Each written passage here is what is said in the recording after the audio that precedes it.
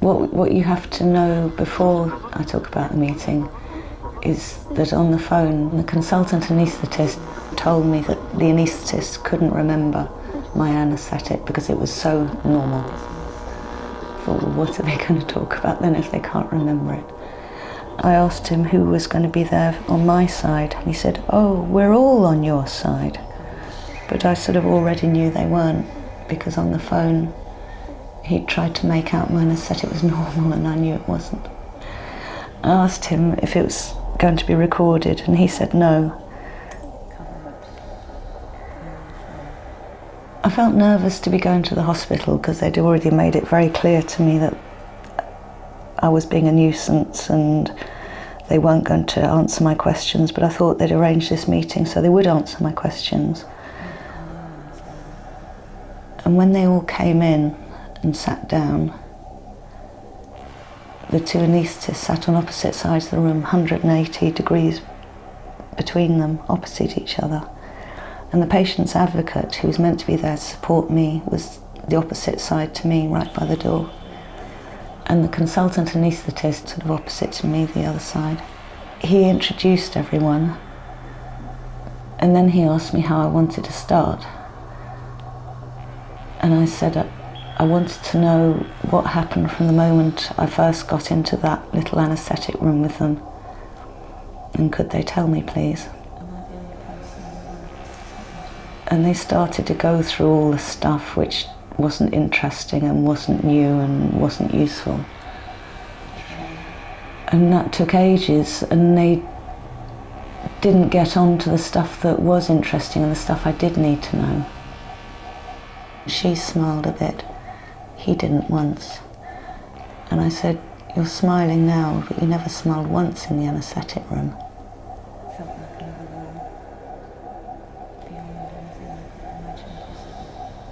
And at some point, she described what she'd done when I was waking up. And I thought, that's really weird, because the consultant anaesthetist had said that they couldn't remember my anaesthetic at all because it was so normal. So how come now she was saying in detail what she thought she'd done? So either my anaesthetic was normal and they couldn't remember, or she could remember vividly and wasn't going to say, or she was just lying.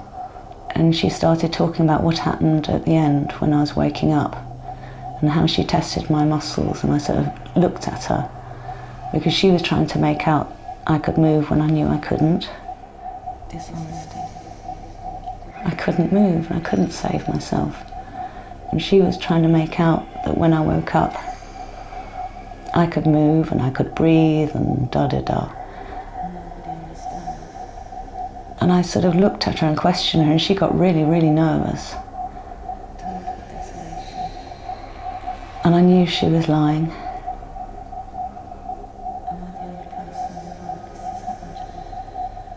I described to her the noise I made trying to breathe, and it's a loud noise, sort of choking noise, rasping noise, hoarse. And I knew that showed that I really couldn't breathe. And I was gasping for breath.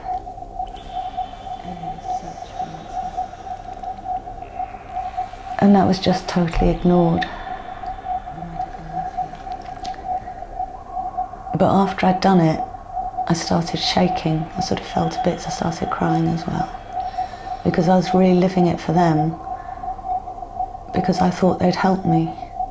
But I relived all that for them, went through it with them, and got nothing in return at all.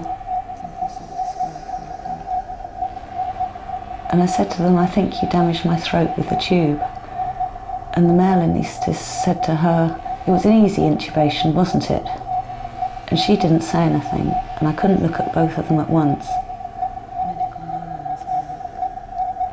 And I pushed the male anaesthetist about why he said I was a very heavy smoker when I wasn't, when I was meant to be asleep and wasn't.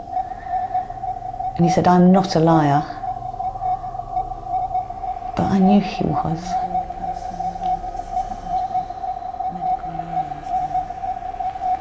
And I asked them if they remembered their pager going off and how they left to go to another emergency, and they both looked a bit startled.